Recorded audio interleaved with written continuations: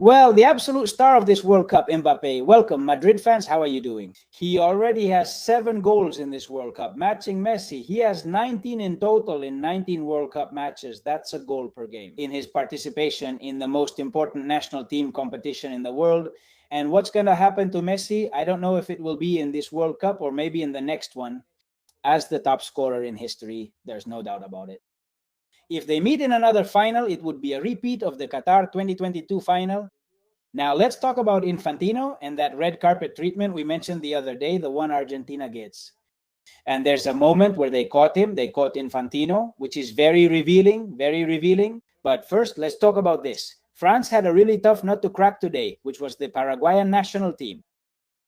I might have more things in common with fellow Spanish speakers like our Paraguayan brothers than with the French. Even though they're neighbors or have Real Madrid players like Mbappé, like Chouameni, who, by the way, didn't play because he had muscle problems. Well, just like all the French players who have been at Madrid, and they're all very well liked, right? Most of them. And that's why I could support Paraguay. But what do you want me to say? Beyond that, what I prioritize in these kinds of tournaments is, of course, football. The fact of being able to watch a France versus Morocco match in the quarterfinals, which is going to be fantastic. I wish today we could have seen a France versus Germany match, but we couldn't. I've always been like this, even though there are people who say no, that surprises and all that really excite them. Hey, the upset Cape Verde could have pulled off yesterday would have been great. But what's clear is that for the big championships, I want the best teams because they give us the best matches. And at least by name, right? It's not the same, with all due respect, to sit down and watch a Morocco-Paraguay match in the World Cup quarterfinals as it is to watch a Morocco-France match, right? It's not the same. And besides, I insist, right? Because there are players there who play for Real Madrid, the great Mbappé, who has had better performances in other matches, certainly than in this one, but in this one, he was once again decisive for his team. A penalty that for me was clear. It's true that Desirdue goes looking for it and he finds it because there is contact. I always, in these cases, always think if it happened to Madrid, what would I be thinking? Well, exactly the same, that it was a penalty. And it was practically the only way France managed to break through this tough Paraguay team, totally defensive. All of that is fine if it weren't for the dirty tricks, and they did use dirty tricks. By the way, just a historical note, since I'm a bit of a nerd about this, France, in the World Cup they won, also in 98 struggled to defeat Paraguay. It's true that they did it in extra time because it was tied 0-0 after the regular 90 minutes. Zidane missed that match due to a red card in the previous group stage game, so he couldn't play, and Laurent Blanc scored the goal. But in the last minutes of extra time, France was about to go to penalties against a team that had a penalty-saving goalkeeper. And the great goalkeeper, who is now quite a peculiar guy, to put it mildly, Chilavert. But they were very close to being eliminated, weren't they? Well, they've done the same thing again. Round of 16 against Paraguay, a tough match too, but within the 90 minutes and just 1-0. Well, this fact is amazing, and it's thanks to this man here in this photo. Damn, he really reminds me of Charlie Gilkeek, the referee of the match. Well, look at the stat. Fouls committed. Paraguay 13 with 0 yellow cards. I don't know if this stat, Alberto Ortega posted it, and I think he posted it after the match ended, right? I mean, it has to be real because I can't believe they didn't give Paraguay a single yellow card. Correct it, please, or correct me in the comments if we're look, I'm going to go check it because honestly, I really can't believe it. I mean, how is it possible that Paraguay, with all the fouls they've committed, didn't get a single one? Not a single yellow card, man, and France got 3 yellow cards. These are classic Real Madrid stats in the league. That's just how it is. I'll share them on Visoccer. Unbelievable. Yellow card for Barcola, yellow card for Manu Kone, who replaced Chouameni, and yellow card for Michael Paraguay, and yet Paraguay hasn't seen any yellow cards afterwards, and Paraguay stats, right? 13 fouls, and France had 11. But beyond the fouls,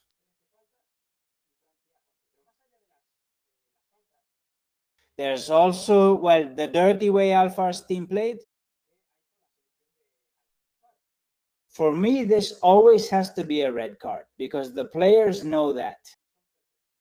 They're perfectly aware of what the referee is going to end up calling or not. In this kind of play, the referee was right in front of it. It's unbelievable that these kinds of actions, with the referee watching and with VAR there to correct where the referee made a mistake, aren't punished with red cards. Do the players count on that? No, any hit that's not with the elbow to the face or with the elbow to the neck or a sensitive area like that, well, they know it could be a yellow card. Or watch out, or nothing at all. And this was nothing, damn it. At least a yellow card would have stopped the play. After making a pass, a Real Madrid player advanced with the French national team. Dangerous, he went down, also looking for it. Probably the red card. Any of us would have done it. And why, damn it? Because you're running. Then this Galarza guy comes in ignoring the ball, and Mbappé was laughing at him. Are they really going to claim it was Mbappé just because of that gesture when he laughs at Galarza in the corner? When the referee blew the final whistle, Mbappé showed no mercy. And even the great goalkeeper, Orlando Gil, wasn't spared. He played well and made many plays, but couldn't do anything about the penalty, which Mbappé took excellently. But if they're messing with you the whole game, I'm in favor of, just leaving it up to charity here.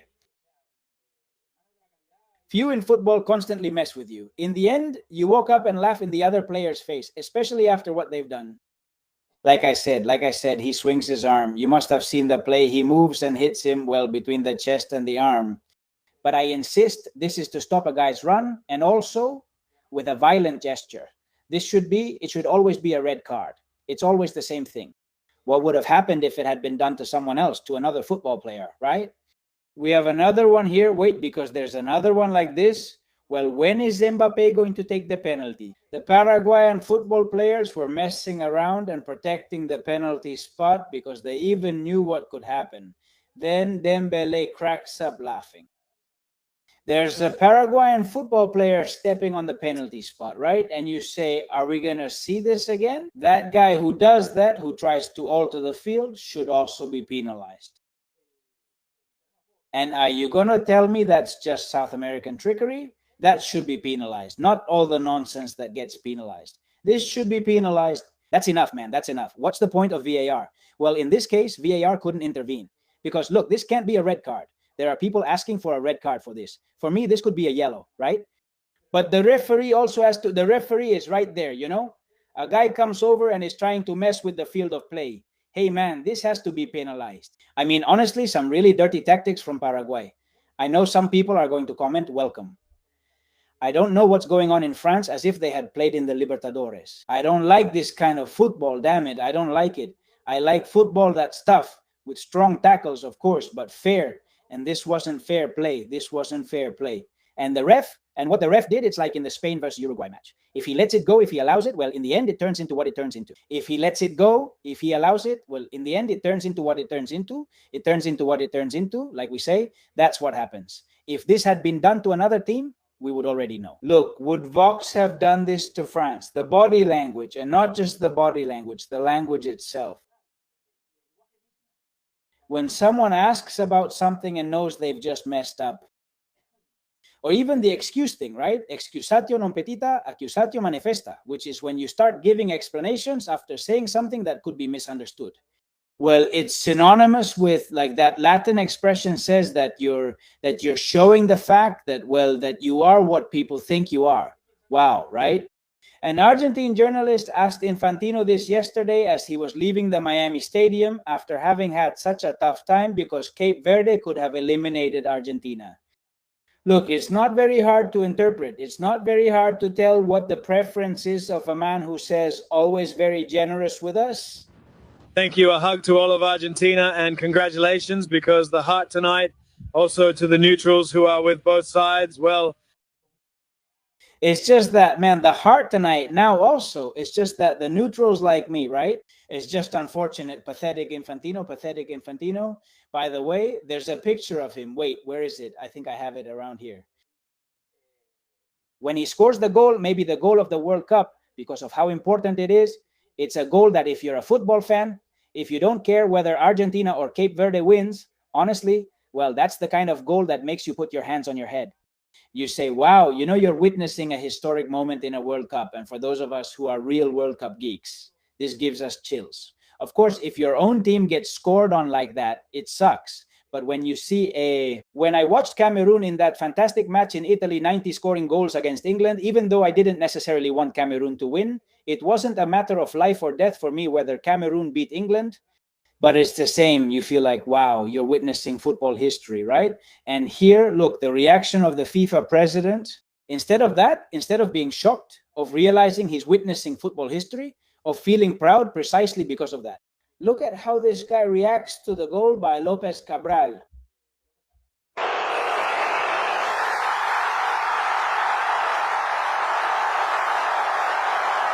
I mean, his reaction is undeniably like, damn, look at the mess we've got here, right?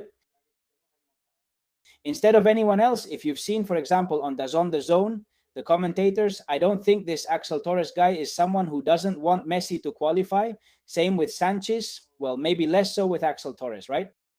And yet they say, oh, son of a bitch, my God, all of us football fans react like that. The FIFA president is screwed there because they're scoring on Messi, right? It's incredible. By the way, speaking of going back a bit to Paraguay, the other team that qualified today is Morocco, right? Morocco, nothing against this team. In fact, I wanted Morocco to beat Canada to see a better matchup.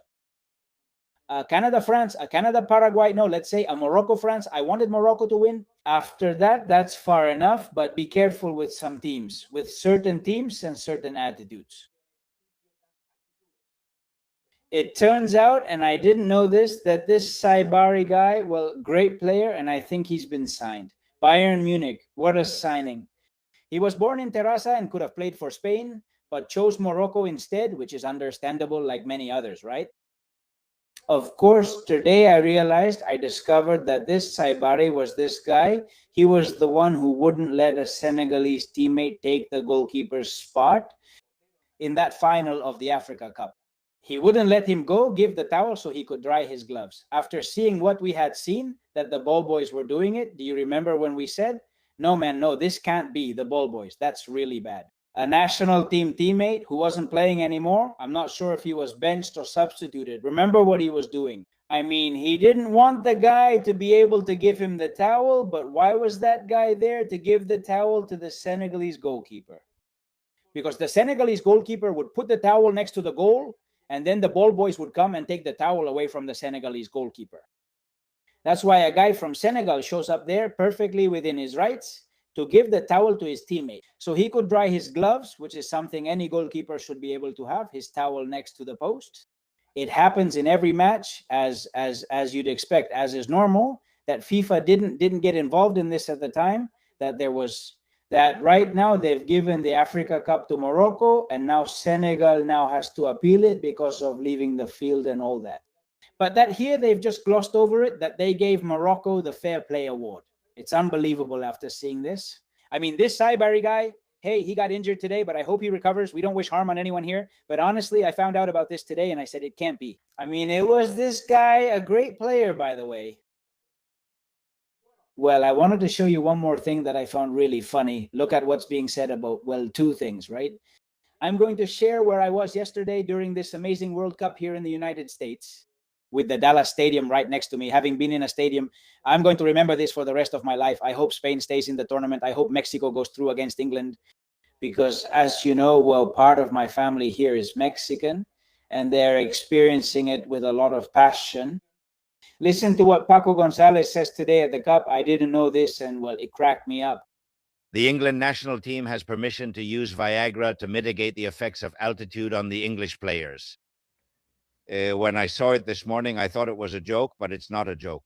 There was an inquiry from the English Football Association, and in fact, Viagra itself is not on the list of banned substances, of course. But it's true that Viagra contains something that can enhance better oxygenation, better blood flow. Right? It's true, yes. This is for the altitude. They say it can improve oxygenation at high altitudes and it's not prohibited, but the reality is that, at the altitude of Mexico City, which is 2,240 meters, the benefit would be very small or even non-existent for most athletes. Corner kick by the short Mexican player Mora. Just imagine that. Behind. He notices something and sees Bellingham happy. He doesn't notice it on his shoulder because he's 1.60 meters tall. At least 1.60. Imagine looking back and seeing him here, seeing Bellingham happy, you know? No, but that's not the biggest problem. The biggest problem is that if the English end up taking it, in many cases, they're going to be offside, right? Be careful. They're calling offsides for just a few centimeters. Well, I wanted to share this with you. Yesterday, I was in Fort Worth, which is a city right next to Dallas. In fact, the airport, the Dallas-Fort Worth airport, look, I've been here so many times and I had never left the airport just to make a stopover. When I came here for the Motorcycle World Championship, then I would go to Laguna Seca and so on.